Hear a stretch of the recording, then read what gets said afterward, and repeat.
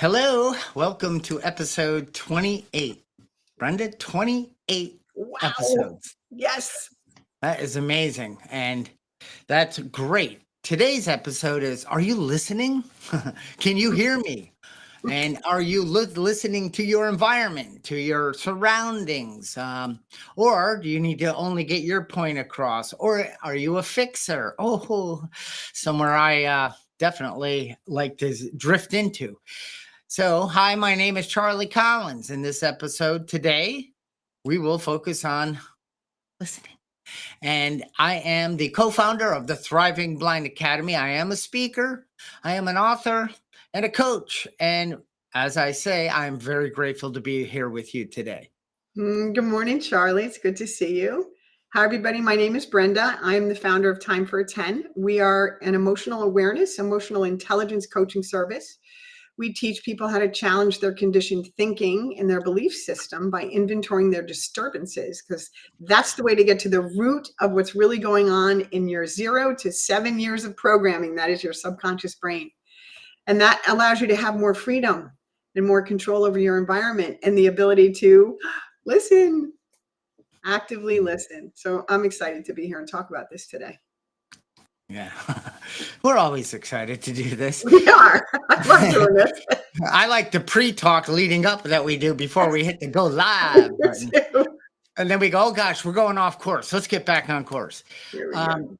And that is, you said that we help you and listen to you to help you see more clearly of conditioned thinking that could be running your life, that you don't see it. You don't know that it is it. Is it that I'm a loser, that I'm stupid, I'm a bad person? No, it's called conditioned. It's called programming. It's you know this very well, Brenda, from knowing how to code and write a program. You write a string of things that when you hit go, it's absolutely going to do the same thing over and over. Talk about computers, talk about live streaming. You know, when I hit go, it better be doing what it's all supposed to, because there's an actual program telling it what to do. And that was how my life had become. I became a program. So listening was not a talent of mine. Fixing and getting to the point, I'm still a little like that, if I'm honest, but and just saying whatever was a program that I had formed, whether it started at, as a 0 to 7 years old, and nobody, first of all, I had nothing to share for many years of my life. So I didn't offer anything. I didn't answer questions in school. I didn't raise my hand and ask questions. Even if I knew the answer, I was afraid to answer it, because what happens if it was just a little bit wrong? I would look dumb. So I didn't have anything to share. So I didn't really know about this whole skill, the art of listening, because those, I believe, in my experience and growing in life, is that those who took the time to truly listen to me were those that could help me the most move from my programming and thankful neuroplasticity be able to form new thinking and listening skills. Awesome, Charlie. I love that intro about listening. I do believe, for me anyway, in the present moment, today, I have noticed that people have become less interested in listening. And my theory on that is that today people are living in an activated state because of the way that our environment is right now, with healthcare issues and political system issues and social issues going on, economic issues going on. And that leaves us in a place of uncertainty and fear. Really, it's in a place of fear. And when I'm in an activated state, what am I thinking about? I'm thinking about staying safe.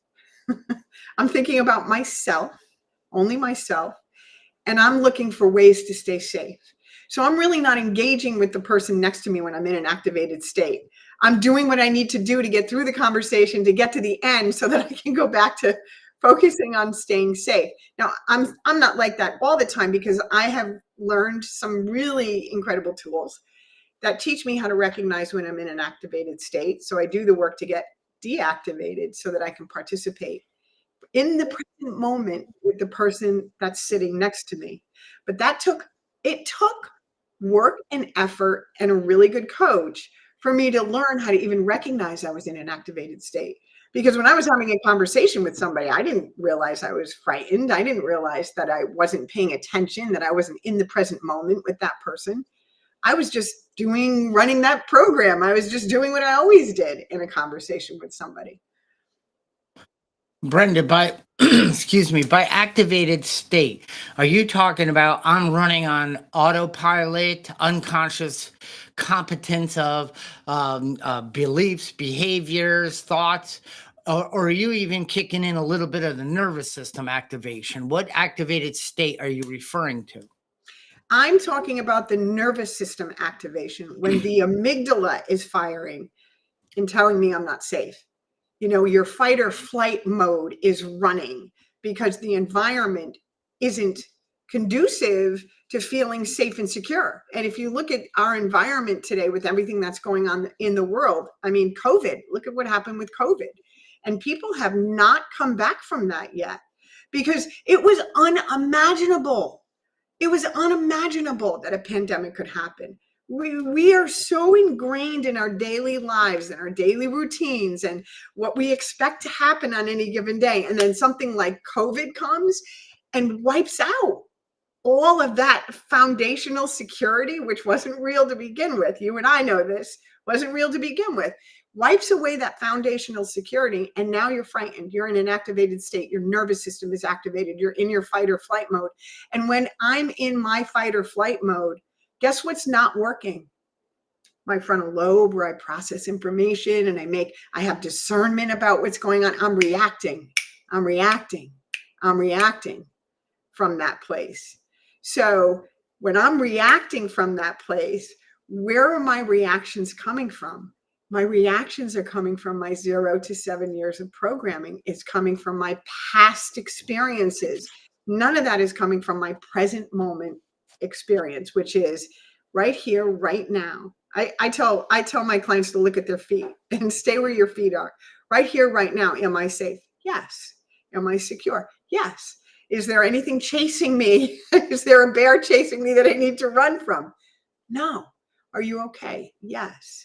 And so I have tools that bring me down, meditation tools, inventory disturbances tools, things that have gotten me into an activated state. I have tools that get me out of that activated state so I can get back to a place of present moment existence and have some discernment, some honesty about the situation at hand. And this way I can be present for other people. And this comes into play too when I'm working with a client that may have had an experience that I had that used to trigger me. I'm no longer triggered by somebody else's pain. And we'll get into that because that's a whole different thing in a minute. And before you respond, Charlie, the chat's going crazy over here. So let me say hi. So hi, Barb. Barb is here. Nice to see you. Hi, Johnny. Good to see you. Haven't seen you in a long time. Linda's online here. Good morning to everybody who's chatting in the chat. We can't get to all of them because then we wouldn't have a podcast, but we just want to thank you all for being here. So go for it, Charlie. It just means that you would have to pay attention to it. And then which would cause you're the type that when you do pay attention, you have to disconnect from the podcast. Yes. Yeah, all that's going on. And I was going to say, while you were talking, I started to think, geez, do I need gas for my tractor? And I think I have a good blade on my edger. I want to do the sidewalks today. And, my lawn isn't that long, and I'm only kidding.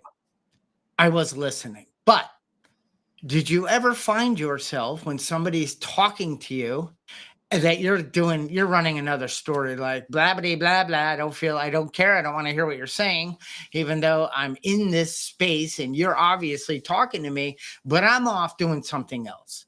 I'm thinking about something else. And, I don't think you can tell, but oh boy, can we tell. you know, that experience of oh Brenda, I was in my inbox and I was trying to schedule, oh, this is what you do, Charlie. I know I have that experience all the time, and you just got to do this and do that, but you didn't even let me finish. I didn't get to tell you exactly what my problem was, but you just stepped right over it, and that's it. Next, what else you want to talk about? Because I'm not going to listen. I'm only going to fix you. And in that process, I don't even feel heard. I don't feel like you even care. And I'm like, well, you're not somebody I'm going to talk to. Now, I'm not saying that's you, but I'm saying that was me. And I still can be that person because I'm a fixer. And why is that? Well, I have a mind that sees a system. How can that system be improved? How about this process? How can I organize? How can I make things better? How can I improve the quality of my day, my life, my existence, and where my feet are? And and part of me thinks, how could you not want that? Whoever that person is, how could you not think that way? And I remember when somebody told me that there isn't, we're all unique. Each person maybe has a different way of combining thoughts, coming up with solutions. I'm like, what? You mean people don't think like me? How? So I feel sorry for them. and that isn't the truth, but that irritating person that just you almost don't want to talk to because they talk over you.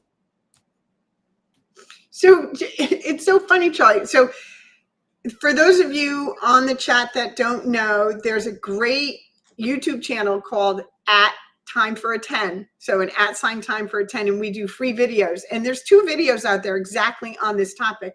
We talked about boundaries last week. So for the person, there it is. That's our website. You can book a coaching session, and then there's our YouTube channel. So for people that talk on and on, I did a video on this because my phone rang and I saw who was calling and I didn't answer it. I was like, oh, I'm not answering that. It's going to be an hour-long conversation. And I didn't want to have an hour-long conversation. So instead of answering the phone and setting a boundary during the conversation saying, I only have 15 minutes, or setting a boundary during the conversation to have my needs met during the conversation, I chose not to answer the call, which is running from the problem, right? So that's about setting boundaries. When someone is going on and on and on, and we kind of zone out because we don't want to listen, you can set a boundary with that person there. You could redirect the conversation. We don't like to do that because we're afraid of what other people are going to think of us, or what if they get upset. Well, you're not responsible for their feelings. You're responsible for yours. And the other thing that you're talking about, the fixing and the, wanting to get to the solution, what I discovered was that was me not being able to be comfortable experiencing what they are experiencing. I don't want to feel their pain. I don't want to feel their frustration. I don't want to feel their problem. It's not my problem. That's my own selfishness and my unwillingness to be of service, because I'm not getting anything out of this conversation. But this person needs me to hold space for them as they describe what their issue is that they're coming to you for help with. Do you know what I mean? And you can, even in those circumstances, you can still set boundaries around the conversation. You don't have to allow somebody else to take you hostage, and not letting them fix it. Not letting them fix it empowers them to fix it on their own. You can share your experience, strength, and hope, and that's what we do, but we don't give them the answer. When I'm coaching somebody, I never give them the answer. I walk them through a series of open, honest questions that actually lead them to challenge their thinking, so they see it differently. And we learned that in the process that we went through, that when we introduce a disturbance by asking honest, open questions, they can figure it out on their own. Right? Because I don't want someone relying on me for answers. That's the wrong place to go for answers. You already have them inside of you. So we show them how to access those answers. My turn. Hi, Carrie. Good morning, Carrie. Yeah, and one of the selfishness, self-centeredness that we think is the root of our troubles, driven by 100 forms of fear. I know not one person listening or people I interact with, not one person wakes up and says, "I am looking forward to be driven by fear today, only thinking of me, my needs, and taking actions to feel better all day." I know that nobody says that, but we can become that over time, and it becomes a program like, uh-oh, like you said, I'm in fight, flight, or fear, and which triggers me to put up a wall, to not hear you and not offer information. Are we a producer of harmony or confusion? There's people that try to talk, and I'll try to help them to form or get around what they truly want to get into. And here's something. I learned in a conference once, the they were doing a skit on the stage about, the person would share something and the person would say, "Yeah, I know, I've had that experience, this is what I did." And never even like talked or felt any empathy or compassion, just was ready to move on or just kind of talk down to the person. And then this leader said, "How about asking the person, okay, you want to go over something, you want to talk about your day, or you want to talk about something. Is this something you just want me to listen to? Is this something you want, if I could offer some experience or advice? Is that something you want? Or do you want to form a solution to fix this, or how to approach that boss that sent you that email? Is that how you want this?" And the person could say, "I only want you to listen." Okay. How long is that gonna be? No, I'm only kidding. And then, but then that's hardest for me because I wanna be a part of the solution, but and I gotta remember that when I'm in a discussion with someone, like, they might not wanna hear anything. They just need to process, like you said earlier. It's like we talk about things, and I'm looking at it, and I'm starting to see it more clearly because I'm verbalizing it. Writing helps. Typing maybe helps, but getting to somebody that isn't going to just jump on and try to fix it, offer their opinion and their advice. And you got to be careful who you talk to too. Do you really want advice from a person? A certain type of person? Is that person living the quality of life? Do you look up to them? Do you want, and I don't mean it like materialistic, do you want what they have? I don't mean it that way. I mean the way they process, the way they're at peace, the way they just look content. They're not restless and irritable. They're just happy and in a space that it's like, hey, how do you get there? Yeah, yeah.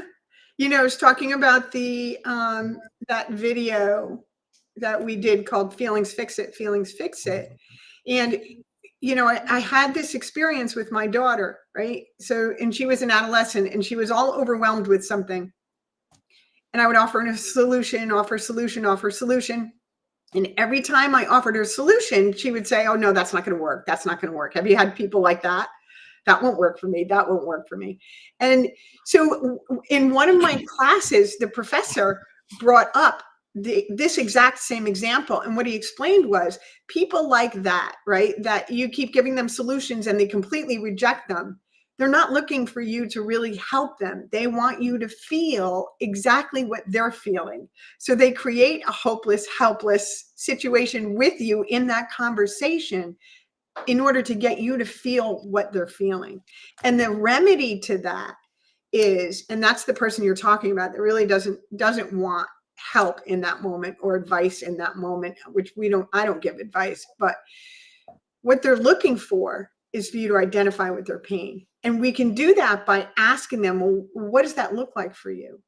How does that feel for you? What kinds of things happen in your body? How do you react when you're feeling that way? Like you peel the onion with them and get them to disclose what's really going on internally in that situation. And that's how they feel validated. And now they start to become, because now they're getting out of their activated state, they start to become a little more open-minded because they're becoming less activated just by moving that energy out. And you're right, that energy can be moved out by writing it, by sharing it with another person, without just having someone hold space for you to just get it out. You know what I mean? There's some activity here, Charlie. Give me a second. Okay. People aren't feeling safe. Yeah, it's difficult. This whole not feeling safe right now in the environment that we're in is really challenging. So get a coach. We'll help you through that. So, excuse me, what happens? How do you react when you believe that thought? That's what you're saying. And it's like, and who would you be without the thought? Wait a Great minute. question.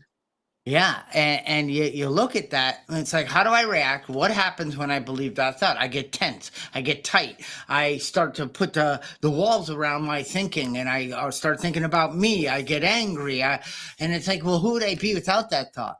Well, that's not fair. Don't ask me that question. I need to have this thought. I need to noodle with it, and I need to get upset with it, and that's really how simple it can be, but it takes some time. Let me just say, you talk about environment. So, the people when you're talking to them and they glance at their phone. Yes. No, that's a no-no. Yes. And that one, I won't even tolerate that. Like you just told me you are not important to me. I don't care what you have to say. This notification is more important to me. Now, do they know that? Or is their phone that, which I also sometimes call the idiot box, is that thing become their higher power? Yeah. Because it zippity zaps, and it's like it severs anything in their brain, and that they have to go look at it. Or and most people that I notice, it's in their hand all the time. So it's like, glance at it, glance at it, glance at it. It's like, I won't tell you what, I'll smack it out of the hand, but but I'm also legally blind, so I might not see it, but you're not getting away with it. Because I can tell, that, Brenda, it's so rude, because the person sharing just feels like, God, I was starting to get honest. I thought I was, and this person cares more about Johnny, who just, ate a burger in Colorado, like, who gives a crap? And that's also what's going on. Before I go to the next one, I will stop there. So let's talk about that for a minute. Because what you just described is, for me, it's clear as day, is addiction. It's addiction. So we can talk about the blue light in the phone. That's addictive. It's designed to be addictive. We can talk about all the ways that device has been designed to be addictive. Forget about the social media programs that are running on it that are designed to be addictive. It's addictive. Mm-hmm. So every time you glance at that phone, someone's trying to reach you, someone sent me a text, dopamine. You see something on social media you like, dopamine hit, dopamine hit, dopamine hit, dopamine hit, all day long. It's not about us. You're not even a blip on the radar when it comes to people and their phone addictions. Yeah. There's nothing, like, I'll take my phone when I come home from work and I'll put it by my computer and I will go do what I need to do, and I'll check it a couple hours later. Like, I have learned to do that because it doesn't matter. Whatever's coming in on the phone can wait. It's not that important to me anymore. But I had to become aware that my phone was a device that was designed to be addictive, for me to understand that it's up to me to change my behavior with the phone, because I wasn't thinking about other people when I would look at the phone. I wasn't. You wouldn't be a blip on my radar. Do you see what I mean? So what do you think about that? Is it personal? My daughters would text me, and then like 8 seconds later, my phone or something might ring. Dad, you didn't answer my text. What? And I get that your world is instant snapping, chatting, and all that garbage. I mean, the wonderful stuff. I said, but 24 hours. If you text me, I have 24 hours to respond. If you don't like that, don't text me. Yeah, that's my boundary, period. Yeah. And or write me a letter, and then I'll write back. and that'll take more time. But if you need to know something, of course, if there's there's harm, or you had an accident or some reason you have a flat you need, then I will respond quicker. But other than that, nope. I don't even look that often. Brenda, I also want to talk about environment, and not, I want to talk about our local, our surrounding. So, I've noticed, like, when you're in tune with your car, it sounds a certain way when you're in the transmission, the motor, so when you become awake, you know how that vehicle sounds. So when it sounds a little different, you might want to pay attention to that.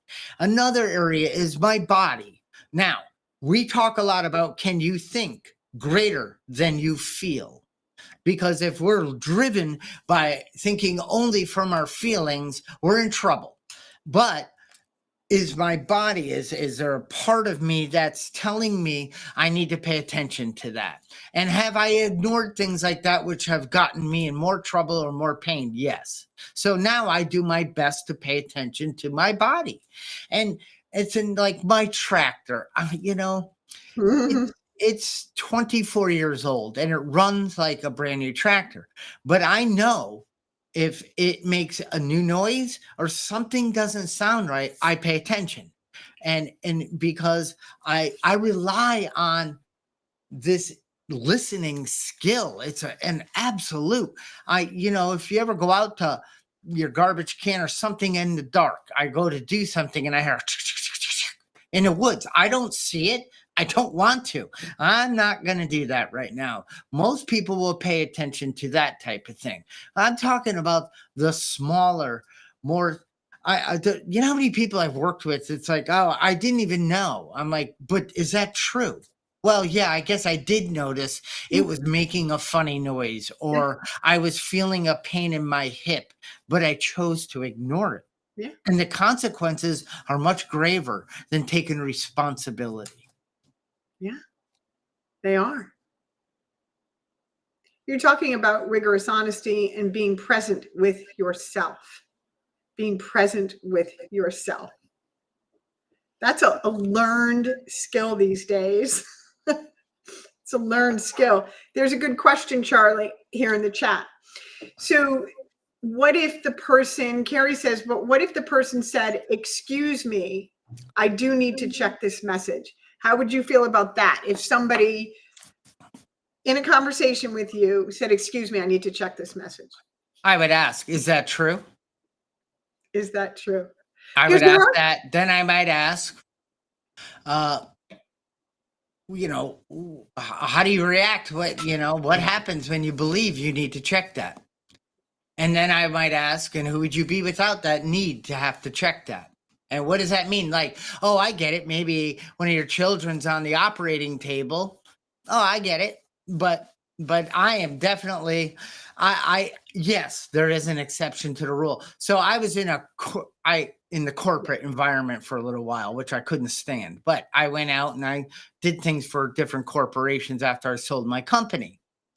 And I was running a meeting, and there was about 12 people, the marketing and sales department, and and I said, oh my gosh, these people have their phones. And some were flicking them, and then some just leave them down on the table, because the force field of needing to make sure my wife doesn't need a loaf of bread, and I need to know 18 hours before I go home. But anyway, so I said, all right, everyone, anyone that has a phone in here, please go back to your desk and put it on your desk, and then come back into this meeting, because I'm not going to waste my time talking to people who aren't listening. And I was the chief marketing officer. The president of the company was starting to beat his sweats going down, like, oh. I said, well, you didn't hire me to talk to people half listening. And it worked out incredible. It became a new code of the corporation. No cell phones were ever allowed into any meeting. Yes. Because unless one of the guys' wives was pregnant and she was, the water broke. That's a need that you might need to know. So exceptions are always made. Yes. And I think you bring up a really good point.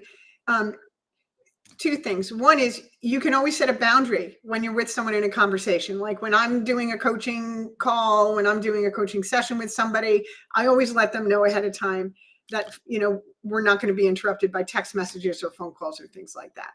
The second thing is, so you can set your boundary up front with what your expectation is with regard to being interrupted by the phone.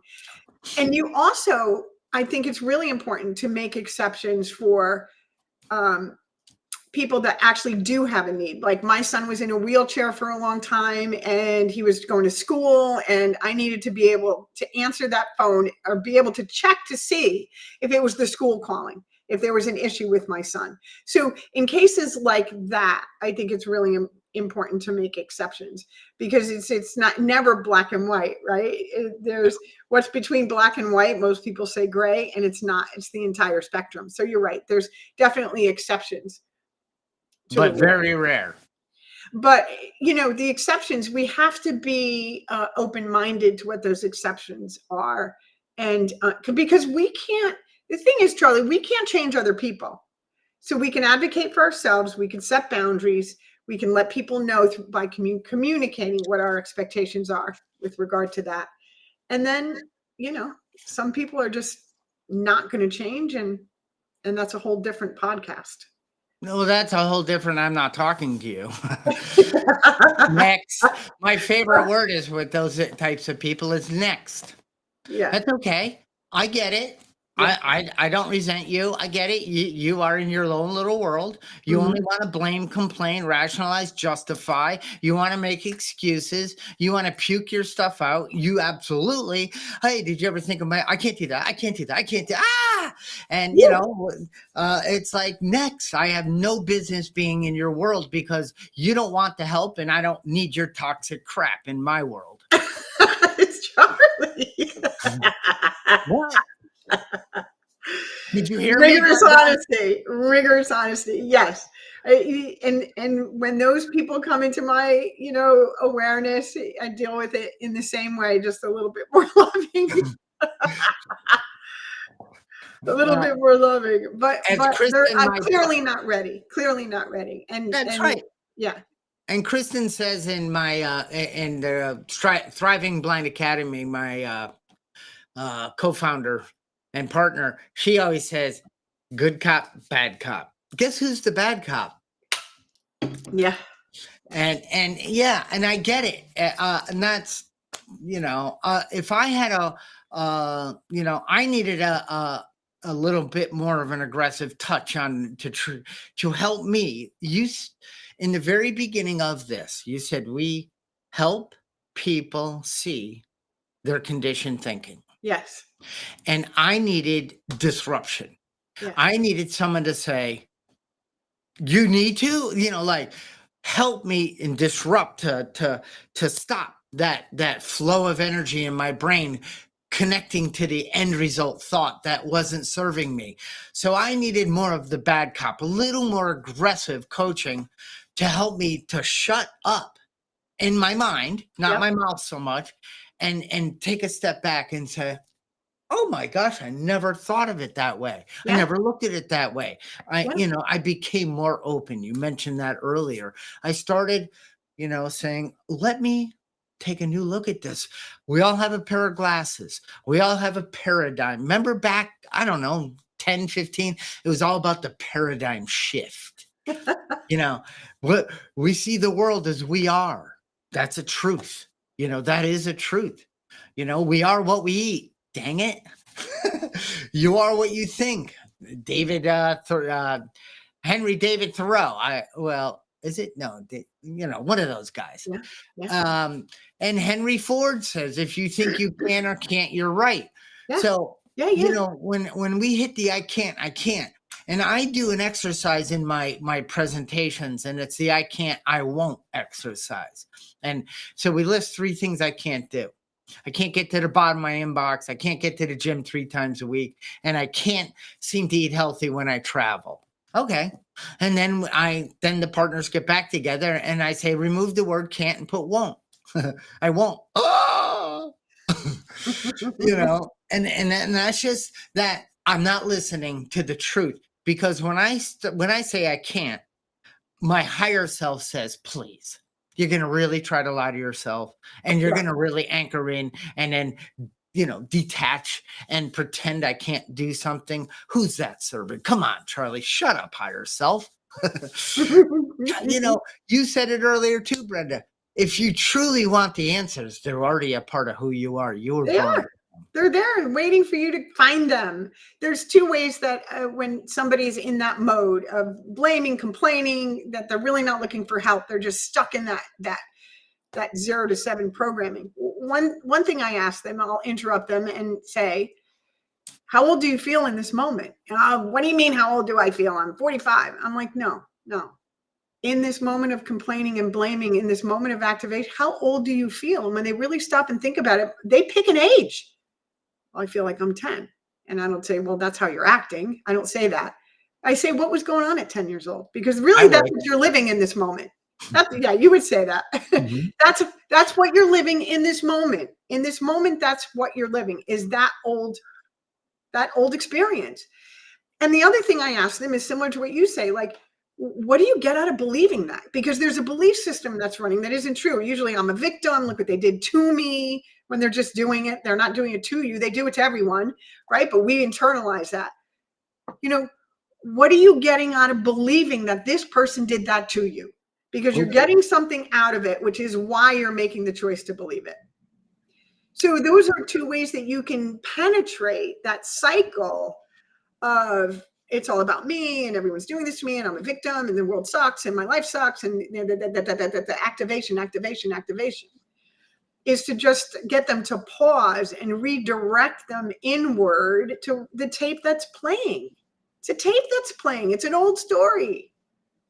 I'm going to look at the chat for a minute because it's really filling up today. Brenda, I have a question for you.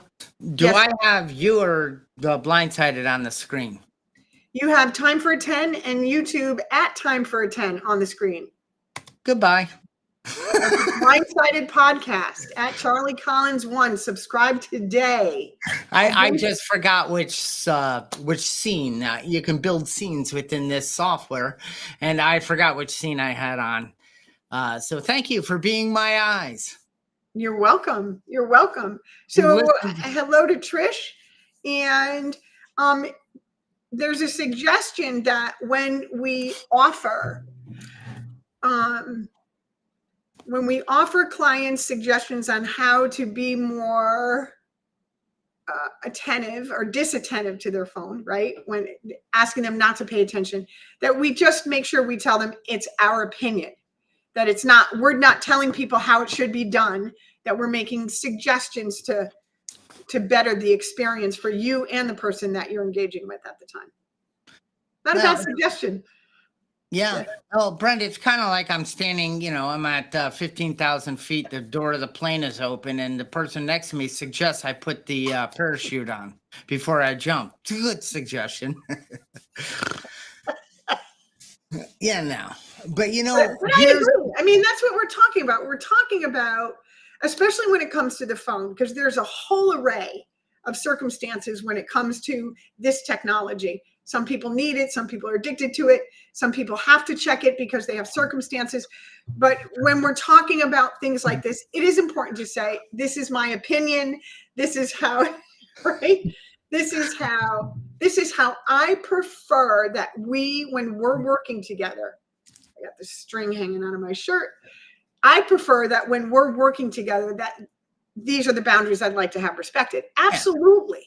Absolutely. You set your boundaries up front. And then you know what?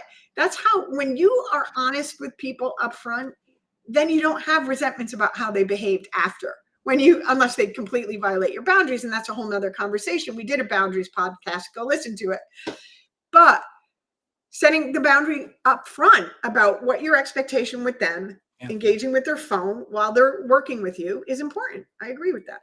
Yeah. Yeah, absolutely. And it's basically the four agreements. You make an agreement, Yep. and you honor each other's space in that agreement, and Yes. it always works out better. And if you have a different agenda, or you have expectations of others, or resentments on layaway, if I expect you to be someone you're not, or behave in a certain manner because that I like it that way, but I don't set a boundary, I'm not clear, and I don't put up an agreement, you know, or a contract between us. I don't mean it that crazy, but that's what Absolutely. that's what works. I had a neighbor, a young boy that had some issues. He had a low self esteem. He had a mouth on him, like he wanted to be heard. It was obvious he was not being heard at home. He was not being listened to. He was being talked down to. So when he was in my home, he had some issues. Now, I'm not here to discipline, but every time I could hear the kids in a room, and somebody would say, "Oh, one time I was riding my bike and I did a long skid and it was so cool." "Oh, yeah? Well, I have fatter tires and I was doing it once at 35 miles an hour and I did a longer skid than you." Okay. Nobody cares, but thank you. And every time he had to overdo it, he had to trump it, he had to have a better story because, I felt so sorry for him. I didn't feel so sorry. I really wanted to go wring his parents' necks, but I knew it wasn't him.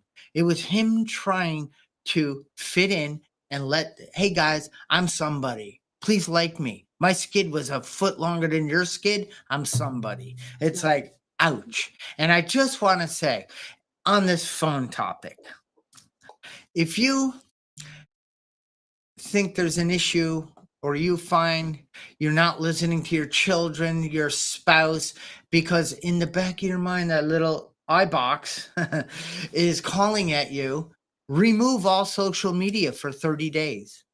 Take all the apps off your phone and disconnect from it for 30 days. If that's a problem, one of our upcoming podcasts called Addiction will talk about that. Yes. I now that's easy for me. I would be please challenge me to that. I'll remove it all. I don't have it on my phone to begin with. So someone recently texted and said, "Hey, go to Instagram," and I get irritated when someone calls Instagram Insta. So anyway, they told me to go there and watch this and click on this and that. And I texted back. I said, "You texted me. My phone is used for making phone calls and texting. I do not use it as a computer. Thank you." And they said, "Okay, we will remove you from our list." Even better. Yep. Yep. My son has really strict boundaries like that when it comes to phones. He doesn't even want to be involved in group texts, and I can't say I blame him. It's his personal preference. He, like you, uses that for business and for important phone calls and the occasional text message, but he doesn't like to communicate that way. He's an in-person kind of person. Call me. Call me. I love that personally. Call me. I know, because Snapchat is not communicating with somebody. Texting isn't communicating. How about the person? And Brenda, I have no problem with people using their phones for social, for connection, for whatever it works for them. I just made a challenge. If you seem like you're not a really good listener, or you're not hearing your children, your spouse, your business partners, maybe challenge yourself, remove all that stuff on your phone, to really work at active listening, really truly care about, and I'm not saying you don't. So this isn't about pointing fingers, or, if somebody ever came at me and said, "You're stupid because you don't know how to listen," I wouldn't have wanted help. But hey, you want to get more value out of connecting with people, a deeper connection, and this caring and stuff I didn't experience much. And it's you bring up a really good point, Charlie, and that's why we decided to do this podcast, is because we're talking about, are you listening? Are you really listening to the person next to you who's talking to you? Are you even listening? Or are you looking at your phone? Are you talking over them? Are you waiting for them to hurry up and finish so you can get back to your phone or whatever it is you're doing? Are you in the present moment with somebody? And if you are in the present moment with somebody, are you able to maintain that? Because it's important. Technology has impacted social connection. We call it social media. It isn't social at all. Has technology impacted your ability to socially to connect to another human being energetically, emotionally, in the present moment? Are you aware when you're in the present moment with another person? And if not, that's really what we're trying to address today. Why aren't you actively listening? What are the barriers to active listening? What are the barriers to not being able to make a connection, a real connection with another human being in the present moment? And one of the biggest barriers to that is the social media and phone addiction. Dead on. And we talked about the dopamine hits. That's science. There's science behind this. Dopamine hits. Yeah. Someone likes my video, dopamine hit. A new subscriber, woohoo, dopamine hit. Like you get addicted to those dopamine hits, and then you find, you're away from social media for a little while, and your brain's like, oh, it's starting to shrivel. I need more dopamine. You get right. It's the same thing as, the ease and comfort you get from taking that first drink. It's the same thing. It's just presenting differently. The addiction, the porn, the drugs, the alcohol, the food. We talk about food trauma. We want to do a podcast on food trauma. People are eating even when they don't want to eat. I can't stop doing this. It's all the same thing. It's the same thing. Well, read Dopamine Nation and realize, and Andrew Huberman, he also talks a lot. We are dopamine addicts, and we're constantly looking for that spurt. And if you can detach or start lessening that, you will become healthier. Yeah. And I didn't even know. It's like, let me find 5 people to text just because I need somebody to care about me today. So, hey, Bob, how are you today? What's going on in your world? And Bob doesn't respond in 8 seconds. And, oh, Bob doesn't like me. I'm a loser. It's like, if that's my world, oh, God, am I in trouble? Yeah. But recognizing that is huge. Huge. And one other thing, another thing that irks me, since I've been a bit irky today, Charlie, is when you text someone and they don't answer properly. Like, would you like ham on your sandwich? Would you like a special kind of roll? Would you like to? Yeah, I'll take American cheese. See you at noon. You know what I mean? People don't answer the questions that you put into a text. They want to avoid. They want to answer it in the way they feel like communicating, or they don't see it. I mean, they don't hear it. Maybe, however, obviously your mind's eye forms all that. I would go to work. I would talk to an employee. I would say, all right, so we're going to do this campaign. We're going to do 5 separate direct mail response. Direct response means when it lands on the desk or in the home of the person, they take action, right? A call to action that's so great that they have a direct response to your mailing.